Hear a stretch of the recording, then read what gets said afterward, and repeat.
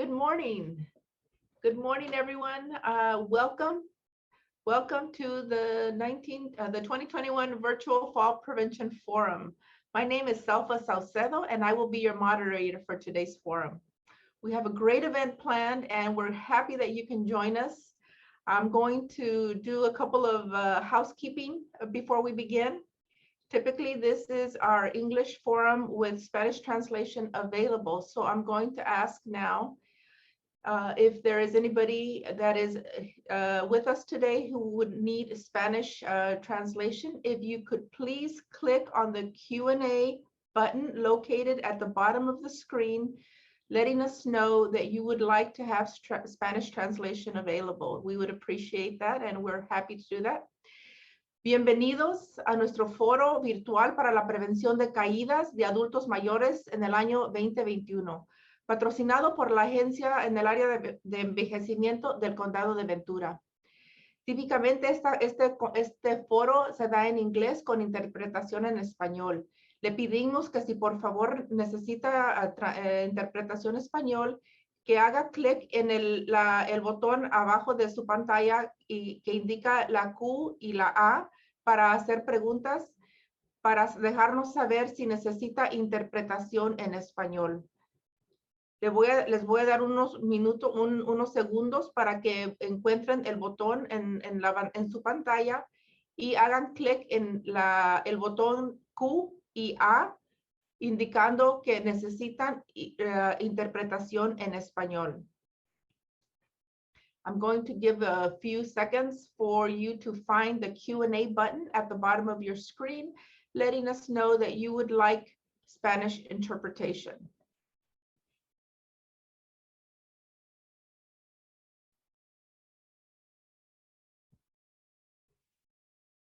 A little difficult navigating Zoom, but it is our reality now, and most of you, if not all of you, have some experience with it now. I'm also going to ask that if you are unable to find the Q&A button, you could also click on the raise your hand button. Si no pueden encontrar el botón que les indiqué, también pueden hacer clic en el botón que indica que está levantando la mano. Cualquiera de esos botones nos indican que necesita esta presentación en español. Either one of those will help us to note that you require Spanish interpretation. This is just part of the housekeeping that we must do before we begin. We have a great conference panel discussion planned today. We thank you for being here, and we thank you for your patience. Okay, all right. Well, we will continue then in English. If anybody is en cualquier momento, si alguien se une a nuestro foro y desea interpretación, por favor, levante la mano para dejarnos saber. Gracias. We will continue now with our forum. I want you to know also that today's event is scheduled to end no later than 9:45, and we ask that if you have questions that you enter them into the Q&A section at the bottom of your screen. Our panelists for today will be here with us the entire morning. They will be sharing with us information, very necessary, very important for our participants, and we ask that if you have questions, please do enter them. They are here to answer your questions. I'm happy to do so, and we're going to go ahead and get started. First of all, today's forum will include a discussion with experts on how to prevent falls among Ventura County's older population. Today is also the last day of our virtual conference titled Go for the Medal, Become a Fall Prevention Champion. I hope that you have all been taking advantage of this opportunity. I know that our Area Agency on Aging and our Fall Prevention Coalition does a lot of good work and has taken a lot of effort to provide you with a wonderful series of speakers throughout this week on important topics, including the prevention of falls, how to stay on your feet during this pandemic, Tai Chi demonstration, Zumba demonstration, as well as cooking a healthy meal on a budget, and the importance of moving for better equilibrium. All of these topics critical to our seniors' health. So thank you again for joining us. I'm going to start off this morning by introducing you to our first panelist, Dr. Thomas Duncan. Dr. Duncan is a champion and leader of the County of Ventura's Elderly Fall Prevention Coalition, as well as the Trauma Medical Director for Ventura County Medical Center. Dr. Duncan is a founding member of the coalition and fall prevention, and is and fall prevention is a very important topic for him today. Welcome, Dr. Duncan. Next, we have Roger Holbrook, a registered pharmacist. Mr. Holbrook has been serving Ventura County since 1970 as a pharmacist. He has worked in many different settings, including hospitals, long-term care facilities, hospice care, retail, as well as enteral and IV therapy. Mr. Holbrook is owner of Couches Pharmacy West Side from 1979 to 2003 and College Care Pharmacy from 1996 to 2010. He currently works part-time at College Care Pharmacy. Welcome. Next on our panel for today, we have Amy Griffin. She is a physical therapist and owner of Equilibrium Physical Therapy. She has over 20 years experience and specializes in treating balance disorders, dizziness, vertigo, and concussions. Welcome, Amy. We have two with us today, Julianne Usano. She currently works as the Fall Prevention Program Coordinator at Ventura County Area Agency on Aging. She holds a master's degree in social work with an emphasis on community practice and partnerships. She has over 10 years experience. Really, Juliana, you look so young. 10 years experience supporting older adults and individuals with disabilities in community and home settings. She is passionate about helping seniors maintain their independence in a safe home environment. Welcome, all of you. I appreciate your presence here today, and let's get started. First of all, I'm going to go ahead and let Dr. Duncan begin. Dr. Duncan. Let's see. Okay. So we have questions that we are going to be taking from our participants. To begin with, do we have any? Let me check our chat. Okay, so I'm gonna start us off by asking a couple of questions to our participants. First question will be for Dr. Duncan. Dr. Duncan, I know that you have a lot of years of experience working in trauma and that fall prevention is a passion for you. I know that you have many years experience working in this area.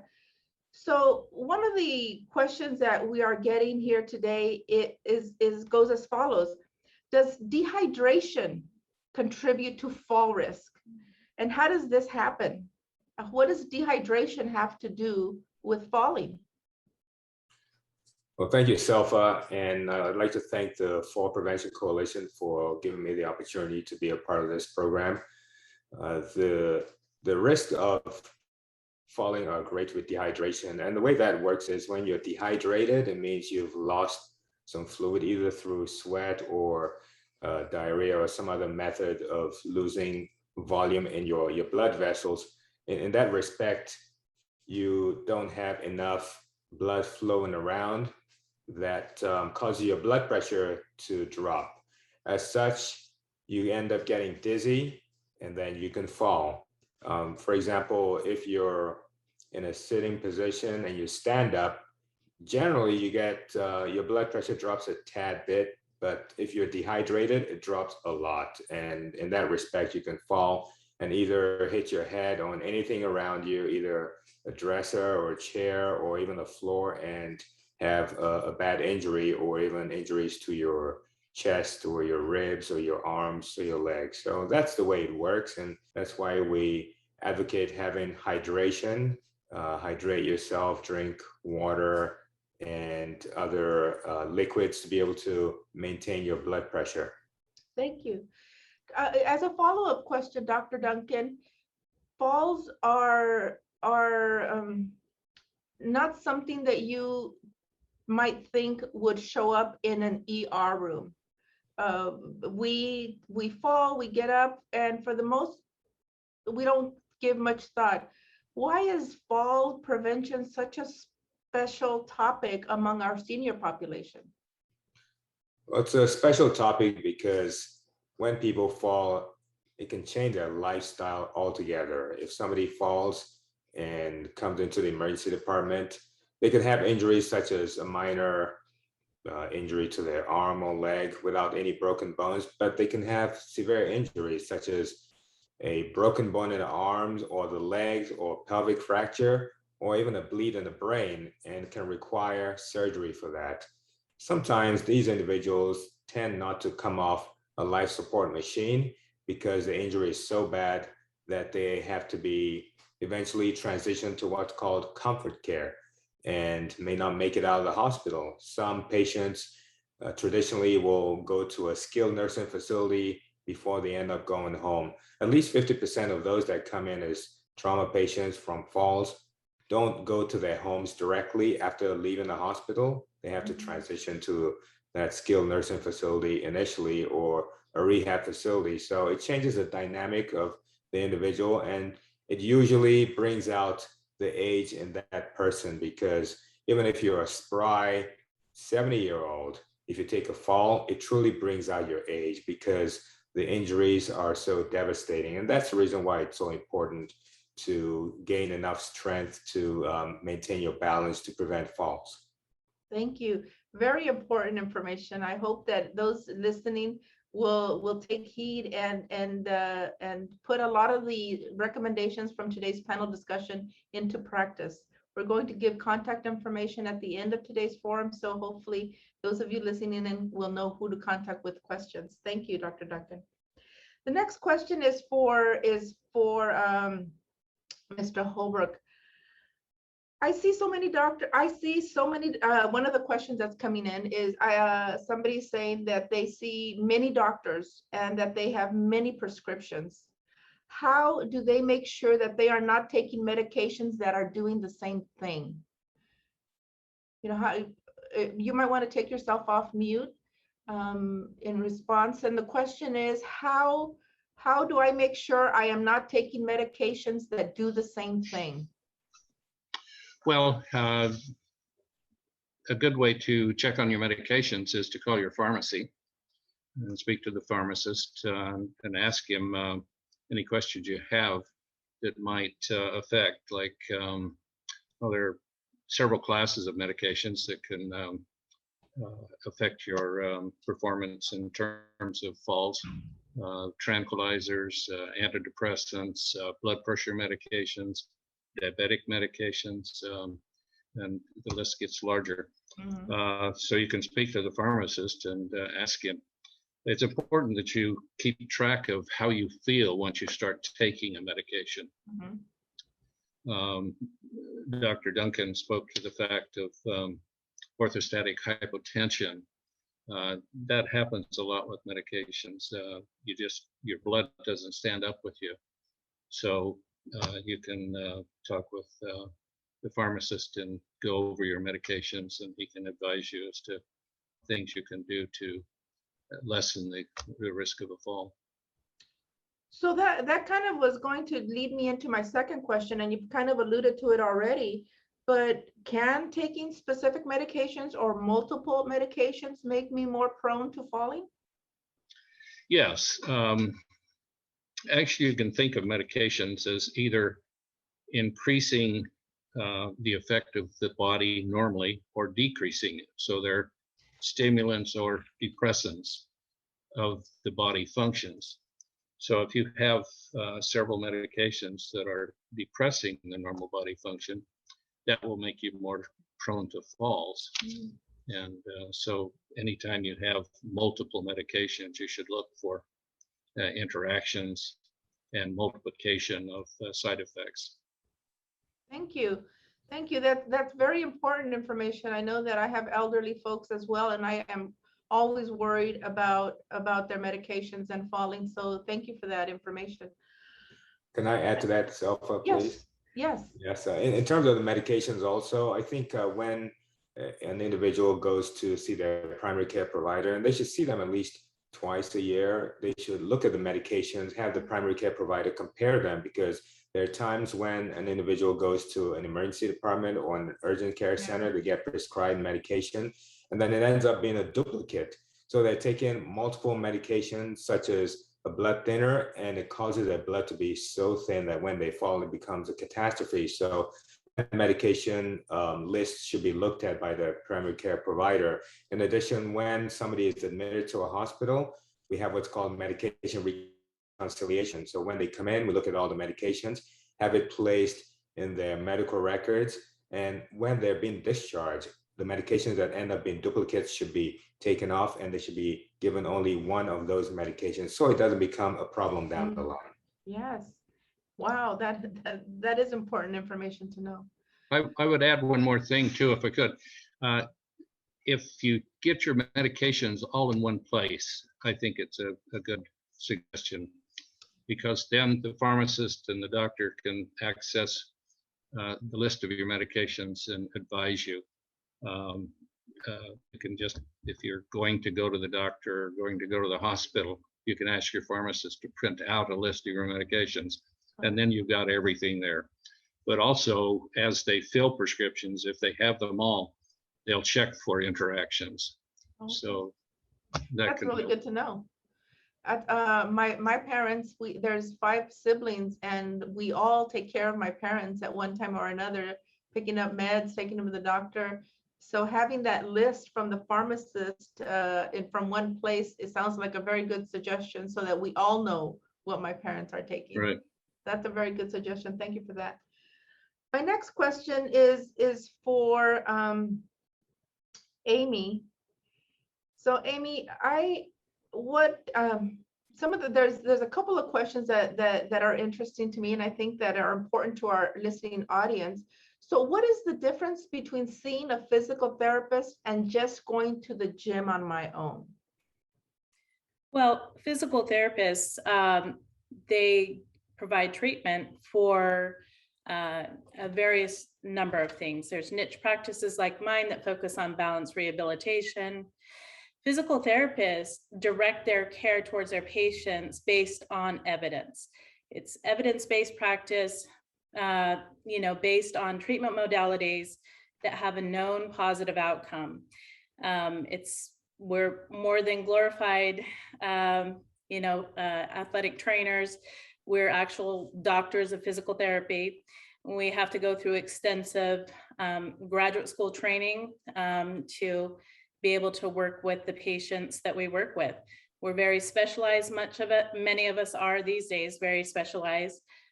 So, you're really getting somebody who understands the system from not only an orthopedic perspective, but a neurological perspective. There's many niche practices, but from our end of practice, where we do vestibular and balance rehabilitation, we understand how the brain works with the body, how the different systems work together, the inner ear equilibrium, the eyes, your nerves that give your brain information about how you're moving through space.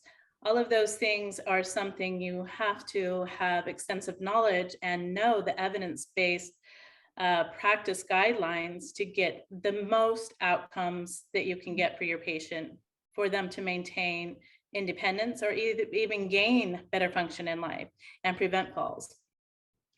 Your response brings to mind, I know my father gives misinformation to the physical therapist, such as saying that he's doing his exercises at home, but he's not. As a physical therapist, can you tell? Absolutely. We can always tell when you're doing your exercises and when you're not. You just don't see the level of progress. And then we have little tricks like asking you to show us how to perform the exercise. And if you can't even recall or teach us how we've taught you how to do the exercise, we pretty much know that you're not doing the exercises. But then also, because we operate from an evidence-based practice, We know that these treatment modalities work because we've seen them work. The evidence is there. And if you're doing them, you're going to see results. And we're going to see trending towards positive outcomes. If that's not happening, we're going to inquire why. And if, you know, the home exercise program isn't being done at home, it's going to show. You know, so yeah, it's not really a possibility to trick your therapist. We know. Probably not a good idea either, because we'll make it harder for you this time around. So don't lie to your physical therapist. I get Don't it. lie to your physical therapist. As you can tell. So Julianne, let me ask you this. From our listening audience, they say, this is the first forum I have participated in. Can you tell me what you do and how you help seniors? I'm not really sure what a fall prevention program coordinator does. Yes, absolutely. Well, we do quite a bit. As the fall prevention program coordinator, I connect seniors to resources in the community, all with an effort to reduce the risk of falls in the home or minimize, you know, results of or injuries from a fall, and we want to avoid repeated falls. So we do this in several ways. We provide referrals to community resources such as public health nurses. We can provide chore support, caregiving support. We also offer home modifications, so we can do things such as grab bars in the home. I personally go out and conduct fall safety home assessments for seniors that are at high risk of falls, or have had falls in the past. So I go into the home, do a safety environmental evaluation, and can make recommendations based on ways that we can, you know, essentially improve the safety of the home. So that might include something like, you know, advising somebody might need a grab bar in the shower or in the bathroom and connecting them with those resources, offering tips such as removing clutter from the home, increasing lighting, that sort of thing. And then I also connect seniors with our evidence-based classes. So we offer 4 evidence-based fall prevention classes. Again, evidence-based, so proven to reduce the risk of falls, and they are free to seniors in the community, and we have them throughout the county.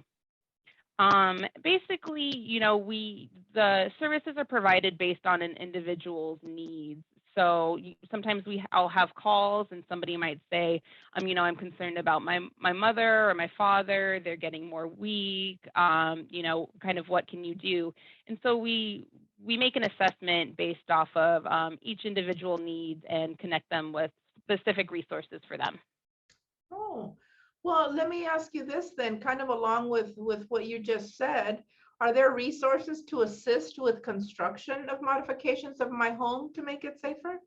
Yeah, absolutely. We do have resources that can assist with home modifications.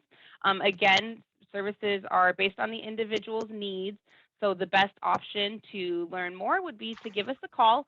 And I know that contact information is going to be provided at the end, but please do call us and we can do an assessment and talk about your specific home modification needs. Very good. Thank you. Thank you. Look forward to your contact information so that we can get a hold of you. So I have one question. I'm going to direct this to Dr. Duncan, but of course, if anybody else on the panel would like to answer. Dr. Duncan, the question from one of our listeners is, do we have any data on falls among the participants who have attended and completed any of the 4 fall prevention programs? Yes, we do. Generally, those that have taken a fall in the past, and usually we don't necessarily want anyone to fall before they're involved in our evidence-based classes. You can take them even without having fallen in the past. But the data shows that if somebody has taken a fall and they partake in the class, their rate of falling is only about 4%.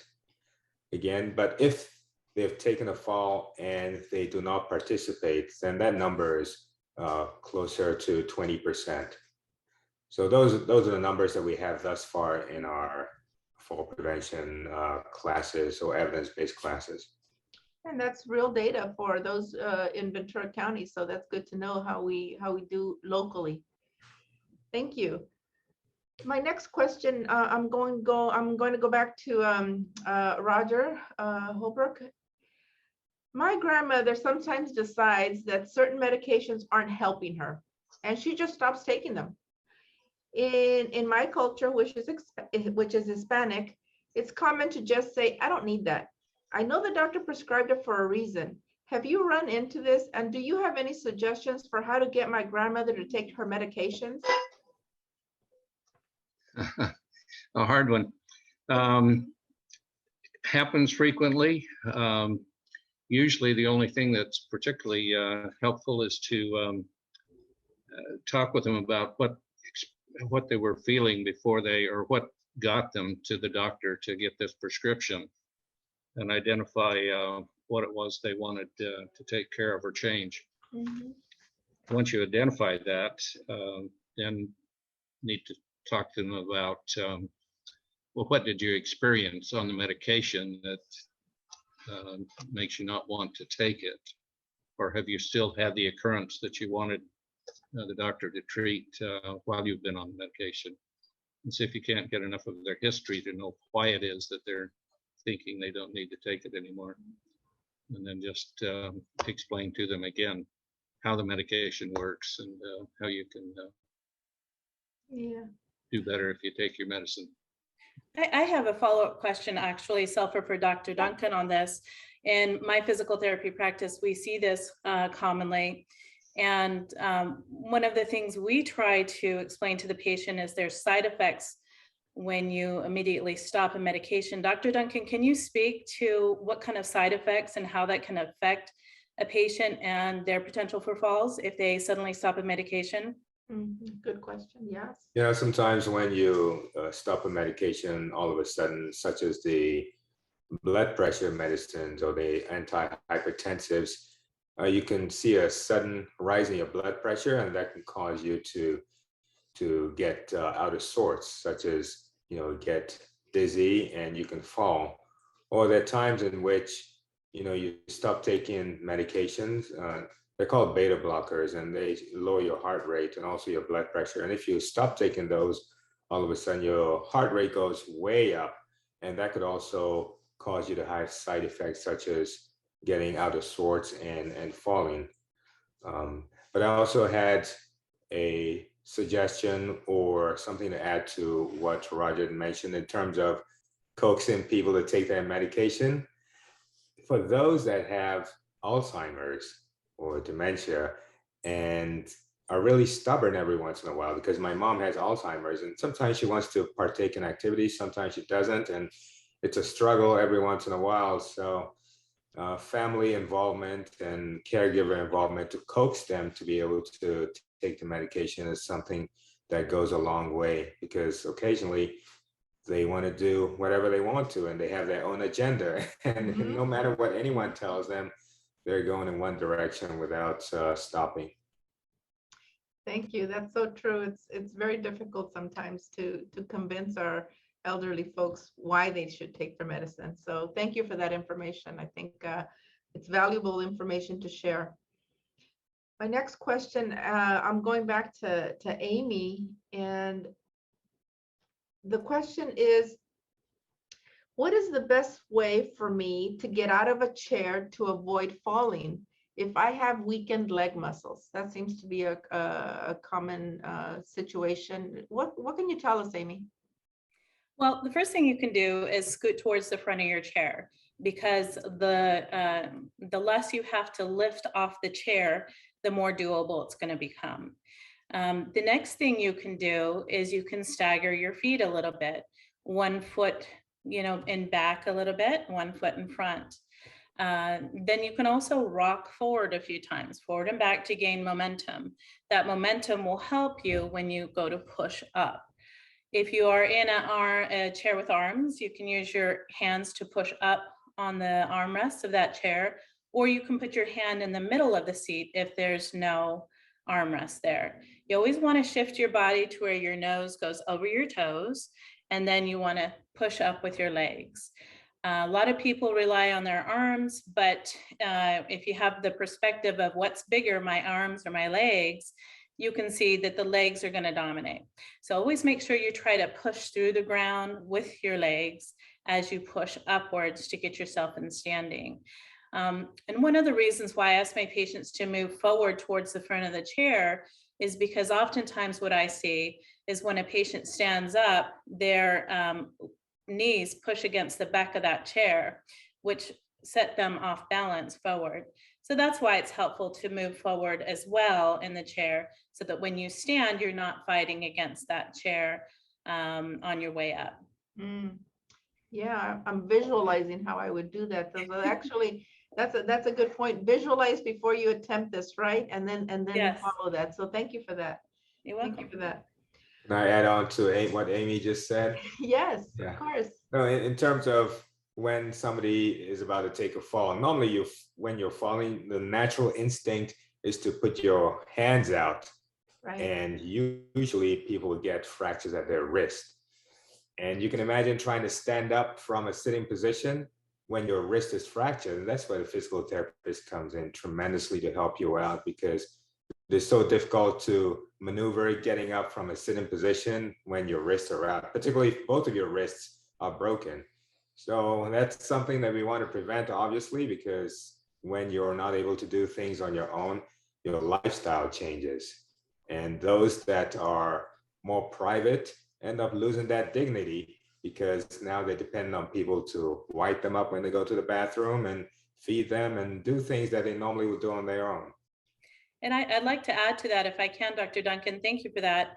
And this is another reason why formalized physical therapy or community fall prevention programs, such as the one that VCAAA has, are so important, because we actually teach you how to get up properly, how to sit down properly, the mechanics that you can use that are going to make you more successful in doing what we call a transfer, chair transfer, which is just standing up from your chair, which is the same as getting up from the commode in your bathroom or getting in and out of your car. These mechanics are important because they help you maintain your balance, and they prevent certain things as falling forward on outstretched hands, which can result in hand or arm fractures on one or both sides. Thank you. We have some participants who have joined us who would like Spanish translation, and I'm going to try to capture much of what Dr. Duncan and Amy have said. Bear with us.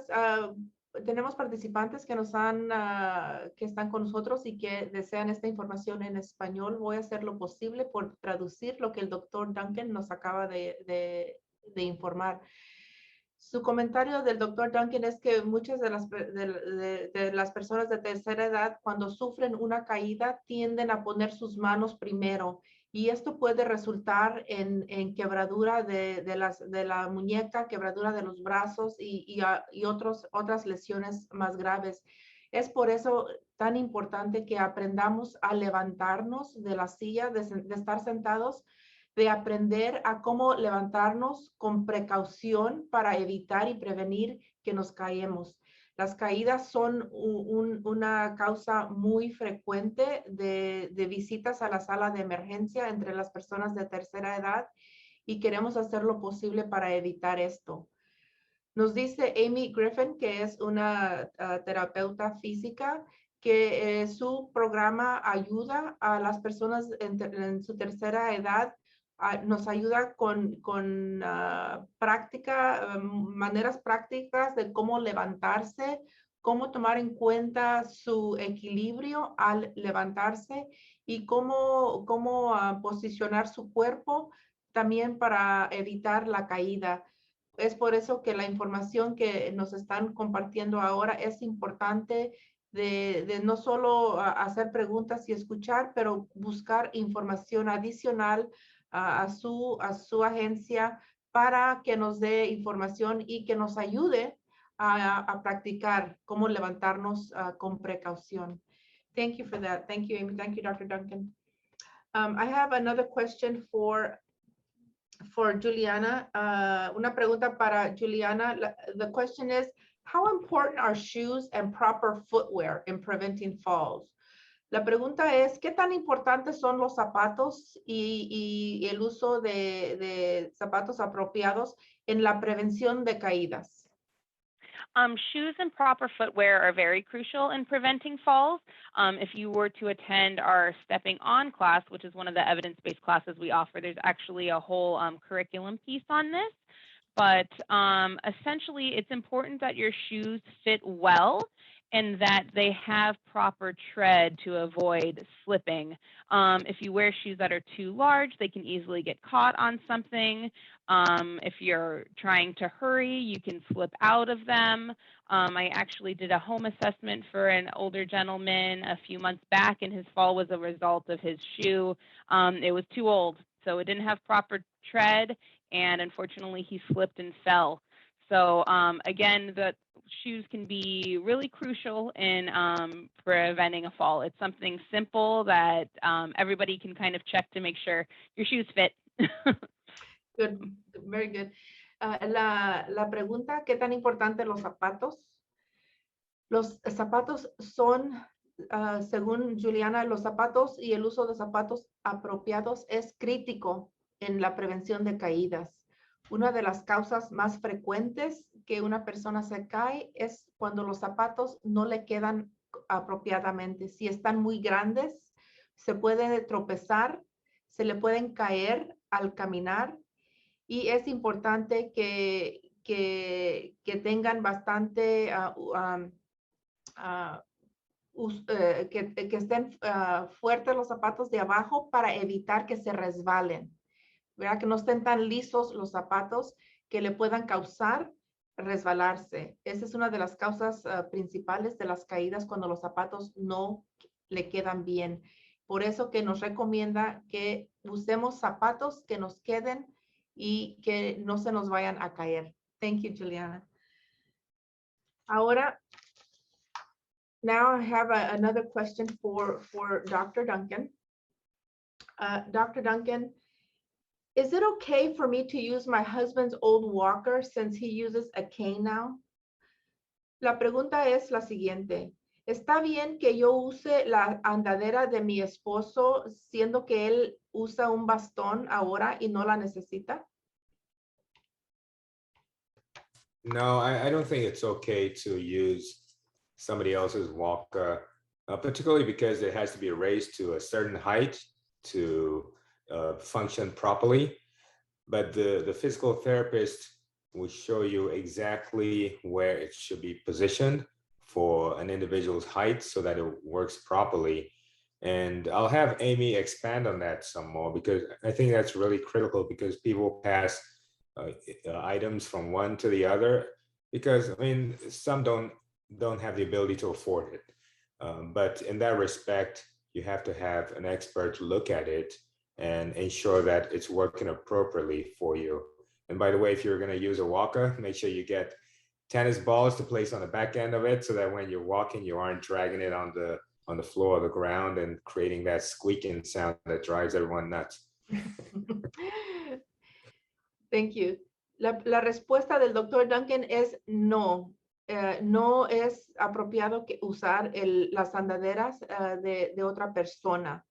La terapeuta física le puede ayudar a ajustar la andadera a su altura y le puede ayudar a enseñar cómo usar la andadera correctamente para evitar las ocasiones de una caída.